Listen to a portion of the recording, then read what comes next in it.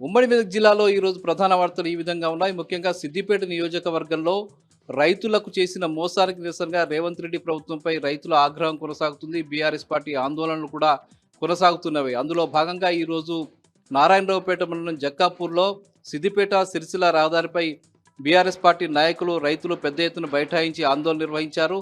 ముఖ్యంగా రేవంత్ రెడ్డి ప్రభుత్వంపై రైతులు తీవ్రస్థాయిలో ధ్వజమెత్తారు. ముఖ్యమంత్రి రేవంత్ రెడ్డి రైతులకు మోసం చేశాడని, ఆయన చెప్పేది ఒకటి చేసేది ఒకటిగా ఉందని చెప్పి వాళ్ళు ఈ సందర్భంగా చెప్పారు. 15,000 రైతు భరోసా ఇస్తానన్నటువంటి రేవంత్ రెడ్డి ఇప్పుడు 12,000 కుదించడము, అందులో అనేక మంది రైతులను అందులోంచి తప్పించడానికి ప్రయత్నం చేయడం పట్ల తీవ్రస్థాయిలో రైతులు ఆగ్రహం వ్యక్తం చేశారు. సిద్దిపేట రూరల్ మండలం ఇరుకోడు గ్రామంలో కూడా పెద్ద ఎత్తున రైతులు రోడ్డు మీదకి వచ్చి ఆందోళన నిర్వహించారు. సిద్దిపేట మెదక్ రహదారిపై బైఠాయించినటువంటి రైతులు రేవంత్ రెడ్డి ప్రభుత్వంపై దుమ్మెత్తిపోశారు.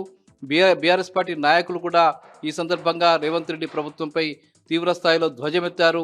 బేషరతుగా రైతులందరికీ కూడా రైతు భరోసా ఇవ్వాలని చెప్పి ఈ సందర్భంగా రైతులు బీఆర్ఎస్ పార్టీ నాయకులు డిమాండ్ చేశారు. సిద్దిపేట కలెక్టరేట్ వద్ద ఈరోజు టీఎన్జీఓ సంఘం ఆధ్వర్యంలో సంక్రాంతి సంబరాలు నిర్వహించారు. అందులో భాగంగా మహిళా ఉద్యోగుల కోసం వాళ్ళు ముగ్గుల పోటీ నిర్వహించారు. ఈ కార్యక్రమంలో పెద్ద ఎత్తున కలెక్టరేట్లో పనిచేసేటువంటి మహిళా ఉద్యోగినులు పాల్గొన్నారు.